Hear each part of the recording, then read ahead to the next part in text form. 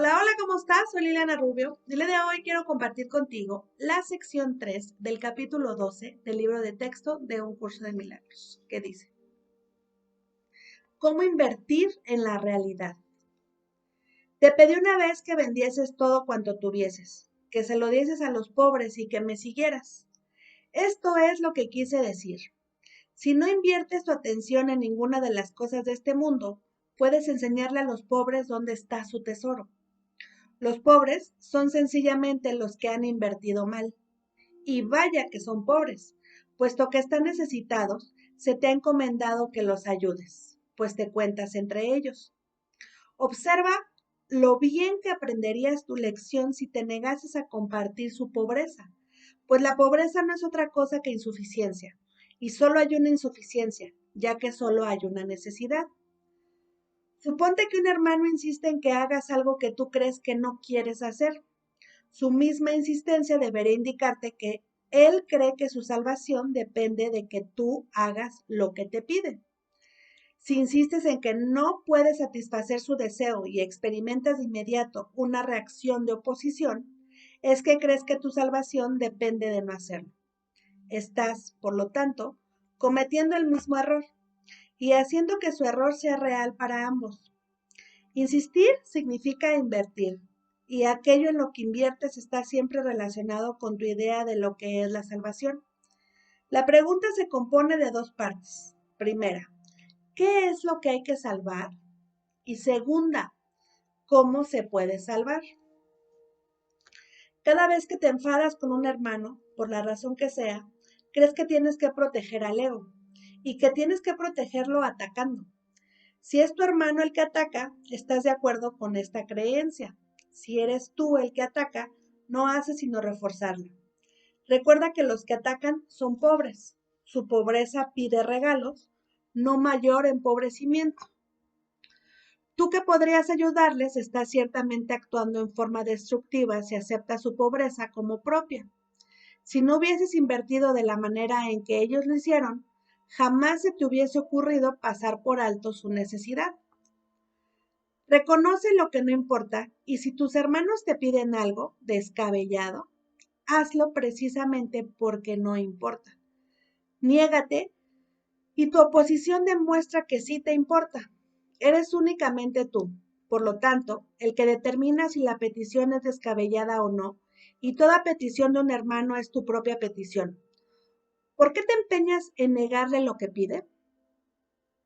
Pues negárselo es negártelo a ti mismo y empobrecerte a ti y a él. Él está pidiendo la salvación al igual que tú.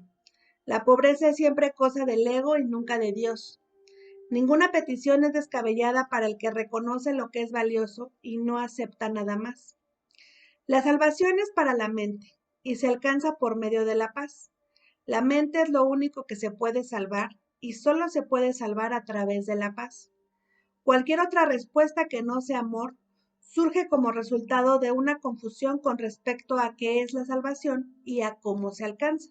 Y el amor es la única respuesta. Nunca te olvides de esto y nunca te permitas creer ni por un solo instante que existe otra respuesta, pues de otro modo te contarás forzosamente entre los pobres, quienes no han entendido que moran en la abundancia y que la salvación ha llegado. Identificarte con el ego es atacarte a ti mismo y empobrecerte. Por eso es por lo que todo aquel que se identifica con el ego se siente desposeído. Lo que experimenta entonces es depresión o ira, ya que lo que hizo fue intercambiar su amor hacia sí mismo por odio hacia sí mismo, y como consecuencia de ello, tiene miedo de sí mismo. Él no se da cuenta de esto, aun si es plenamente consciente de que está sintiendo ansiedad, no percibe que el origen de éste reside en su propia identificación con el ego, y siempre trata de lidiar con ella haciendo algún trato de mente con el mundo. Siempre percibe este mundo como algo externo a él, pues esto es crucial para su propia adaptación. No se da cuenta de que él es el autor de este mundo, pues fuera de sí mismo no existe ningún mundo. Si solo los pensamientos amorosos del Hijo de Dios constituyen la realidad del mundo, el mundo real tiene que estar en su mente. Sus pensamientos descabellados tienen que estar también en su mente, pero él no puede tolerar un conflicto interno de tal magnitud. Una mente dividida está en peligro y el reconocimiento de que alberga dentro de sí pensamientos diametralmente opuestos es intolerable. Proyecta, por consiguiente, la división, no la realidad. Todo lo que percibes como el mundo externo no es otra cosa que tu intento de mantener vigente tu identificación con el ego, pues todo el mundo cree que esa identificación es su salvación. Observa, sin embargo, lo que ha sucedido, pues los pensamientos tienen consecuencias para el que los piensa. Estás en conflicto con el mundo tal como lo percibes porque crees que el mundo es antagónico a ti. Esta es una consecuencia inevitable de lo que has hecho. Has proyectado afuera aquello que es antagónico a lo que está adentro, y así no puede por menos que percibirlo de esa forma. Por eso es por lo que debes darte cuenta de que tu odio se encuentra en tu mente y no fuera de ella antes de que puedas liberarte de él, y por lo que debes deshacerte de él antes de que puedas percibir el mundo tal como es realmente. He dicho antes que Dios amó tanto al mundo que se lo dio a su Hijo unigénito. Dios ama ciertamente el mundo real y aquellos que perciben la realidad de éste no pueden ver el mundo de la muerte, pues la muerte no forma parte del mundo real, en el que todo es un reflejo de lo eterno. Dios te dio el mundo real a cambio del mundo que tú fabricaste como resultado de la división de tu mente, el cual es el símbolo de la muerte, pues si pudieses realmente separarte de la mente de Dios, perecerías. El mundo que percibes es un mundo de separación. Quizá estés dispuesto a aceptar incluso la muerte con tal de negar a tu Padre. Sin embargo, Él no dispuso que fuese así y, por lo tanto, no es así. Tu voluntad sigue siendo incapaz de oponerse a lo que la suya dispone, y esa es la razón de que no tengas ningún control sobre el mundo que fabricaste. ¿No es este un mundo que provenga de la voluntad? Pues está regido por el deseo de ser diferente de Dios, y ese deseo no tiene nada que ver con la voluntad. El mundo que has fabricado es, por lo tanto, completamente caótico y está regido por las leyes arbitrarias que no tienen sentido ni significado alguno. Se compone de lo que tú no deseas, lo cual has proyectado desde tu mente porque tienes miedo de ello. Sin embargo, un mundo así solo se puede encontrar en la mente de su hacedor, junto con su verdadera salvación. No creas que se encuentra fuera de ti, ya que únicamente reconociendo dónde se encuentra es como podrás tener control sobre él. Ciertamente tienes control sobre tu mente, ya que la mente es el mecanismo de decisión. Si reconocieses que cualquier ataque que percibes se encuentra en tu mente, y solo en tu mente, habrías por fin localizado su origen. Y allí donde el ataque tiene su origen, allí mismo tiene que terminar. Pues en ese mismo lugar reside también la salvación. El altar de Dios donde Cristo mora se encuentra ahí. Tú has profanado el altar, pero no has profanado el mundo. Cristo, sin embargo, ha puesto la expiación sobre el altar para ti. Lleva todas tus percepciones del mundo ante ese altar, pues es el altar a la verdad. Ahí verás tu visión transformarse y ahí aprenderás a ver verdaderamente.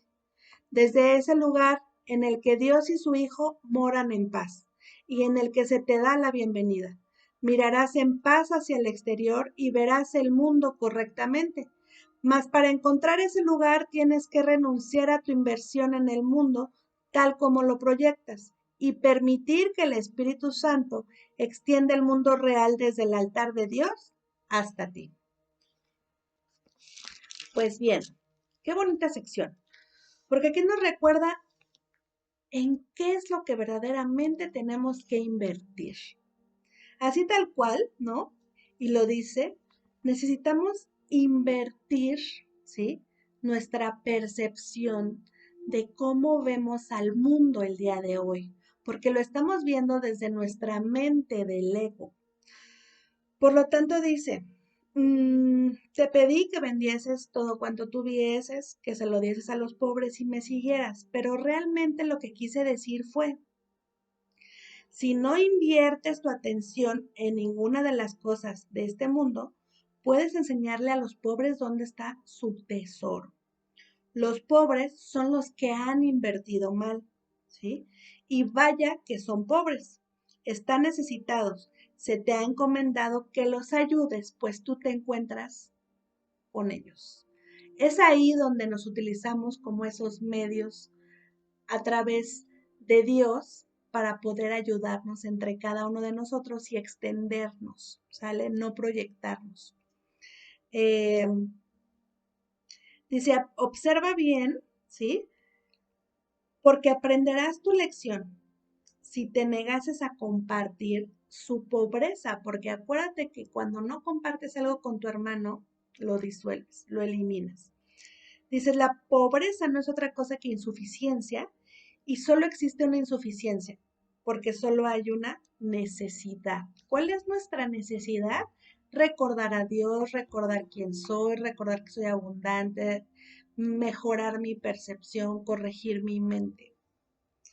Dice, suponte que un hermano insiste en que hagas lo que tú crees que no quieres hacer. Y eso es muy común. Dice, su misma insistencia debería indicarte que él cree que su salvación depende de que tú hagas lo que él te pide. ¿Cuántas veces no te ha tocado que alguien te dice, oye, haz esto? Porque si lo haces, yo voy a estar bien, yo voy a ser feliz, voy a estar tranquila. Pero si no lo haces, entonces me voy a enojar. Y entonces, si tú te niegas, y es aquí como lo mencionan, ¿sí? Dice, si tú insistes en que no puedes satisfacer su deseo y experimentas de inmediato una reacción de oposición, de rebeldía, es que tú crees que tu salvación depende de no hacerlo. Por lo tanto, es exactamente lo mismo. El otro cree que a partir de lo que tú hagas, él va a ser feliz y así se va a salvar. Y tú, de no hacer lo que el otro te dice, crees que así te vas a salvar. Y entonces está la lucha. Y ahí está justamente la separación. Espero la alcances a ver. Dice, estás por lo tanto cometiendo el mismo error, ¿sí? Y haciendo que sea real para ambos. Dice, insistir significa invertir. Dice, y aquello en lo que inviertes está siempre relacionado con tu idea de lo que es la salvación. La pregunta entonces se compone de dos partes. La primera es, ¿qué es lo que hay que salvar? Y la segunda, ¿cómo se puede salvar? ¿Qué es lo que hay que salvar? Tu mente. ¿Cómo la vamos a salvar? Con la ayuda del Espíritu Santo para que nos recuerde justamente quiénes somos, que nos enfoque a nuestra verdadera percepción. ¿Sale?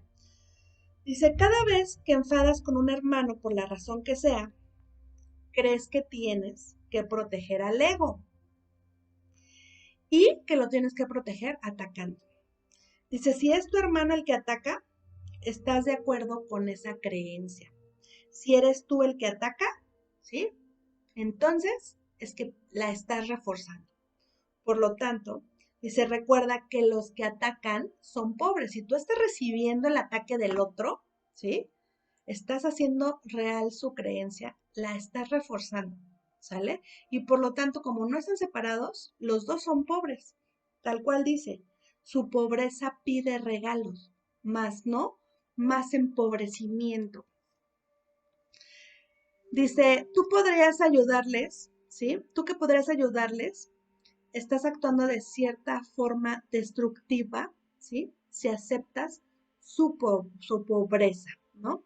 Dice, si no hubieses invertido la manera en que ellos lo hicieron, jamás se te hubiese ocurrido pasar por alto su necesidad, porque tú ya estuviste ahí, tú ya estuviste donde ellos están, ya lo puedes ver, ya puedes ver eh, la carencia, la enfermedad, ya puedes ver que están eh, protegiendo al ego, ¿sí?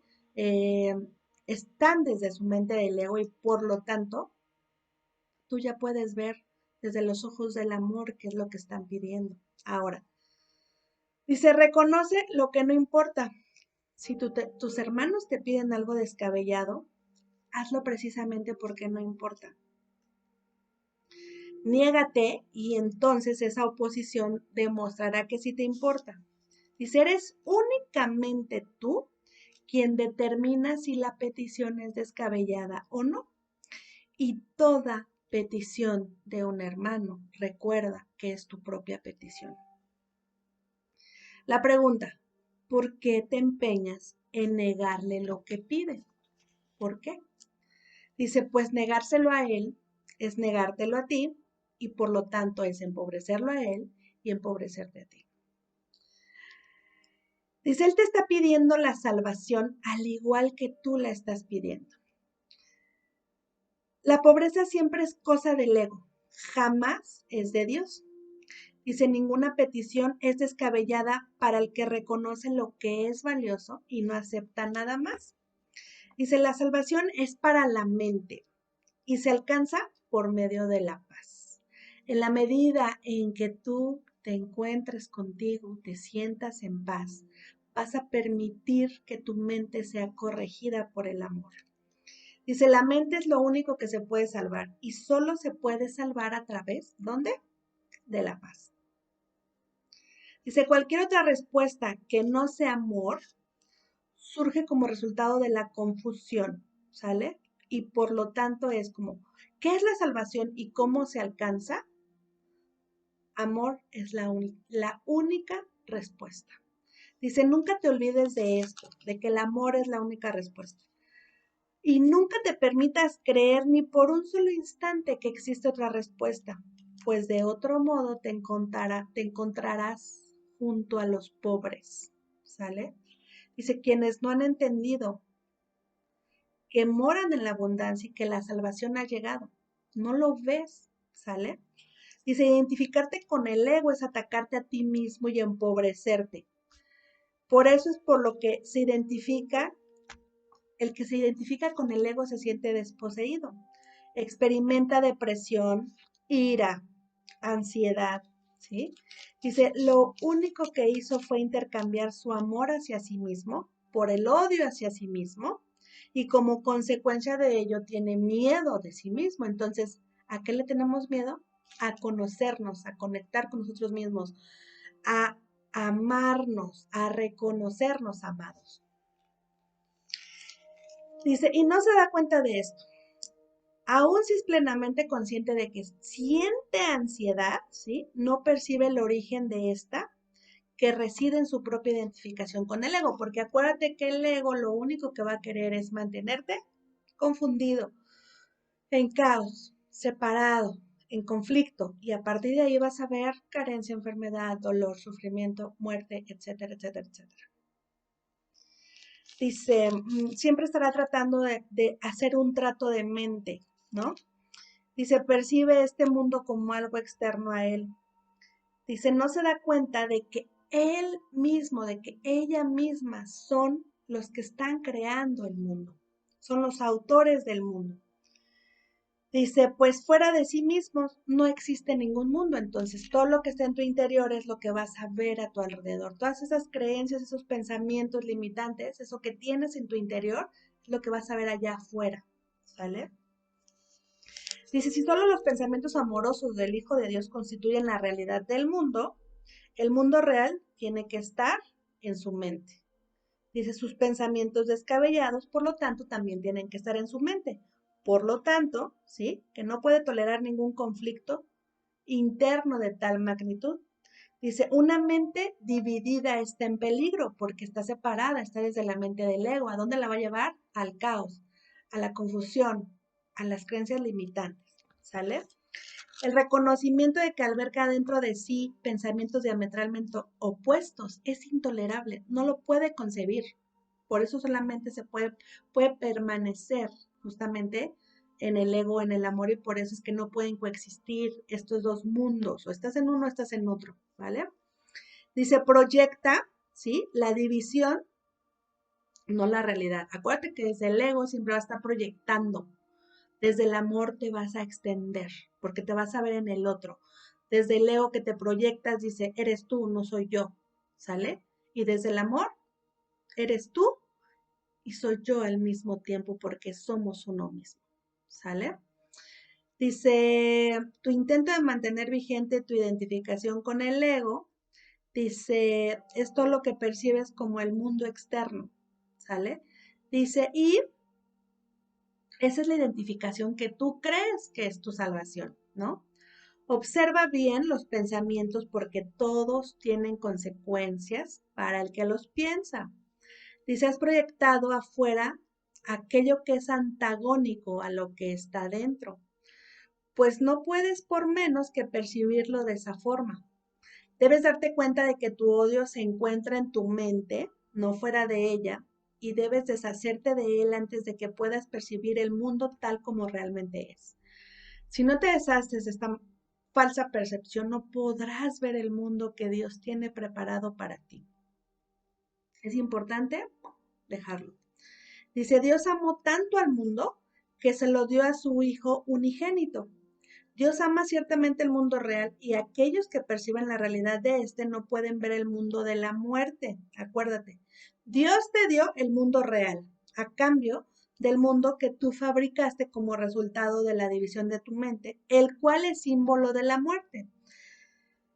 Pues si pudieses realmente separarte de la mente de Dios, perecerías. Jamás podemos, recuerda, ya nos lo han dicho muchas veces, no puedes separarte de la mente de Dios, eres uno con Él y por lo tanto, Él es uno contigo, eh, Él está incompleto sin ti, tú estás incompleto sin Él. Él te dio un mundo de vida, no de muerte, ¿sale? Dice, el mundo que percibes es el mundo de la separación y aceptar incluso la muerte. ¿Aceptarías incluso la muerte con tal de negar a tu padre? Porque vas a decir, es que es real, porque estoy viendo morir a la gente. Está muriendo lo que es destructible, que es lo del ego. El espíritu recuerda que es intocable, que es perfecto y se eleva directamente y se hace uno con el todo. Dice, Él no dispuso que fuese así. Dios no dispuso que fuese así. Tu voluntad sigue siendo incapaz de oponerse a lo que la suya dispone. El mundo que has fabricado, por lo tanto, es completamente caótico, está regido por leyes arbitrarias, ¿sí? Se compone de lo que tú no deseas, lo cual has proyectado desde tu mente porque tienes miedo de ello.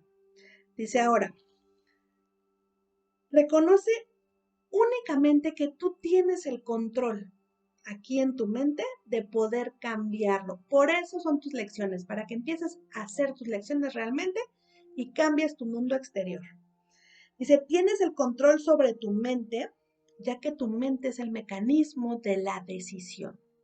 Reconoce esto ante cualquier ataque que percibas contra tu mente y habrás por fin localizado el origen y ahí donde el ataque tiene su origen, allí mismo lo vas a terminar, ¿sale?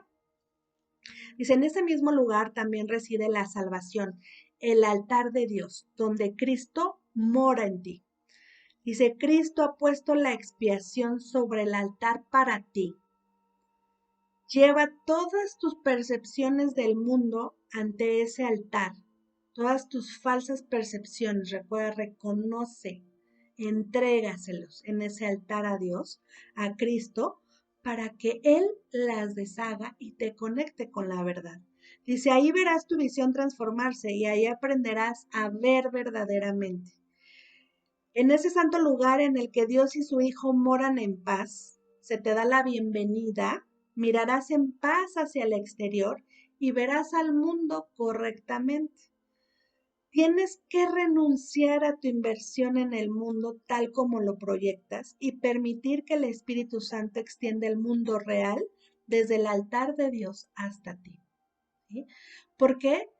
Porque tal cual así nos dice, has profanado el altar de Dios porque has creído, has fabricado todo este mundo de ilusiones.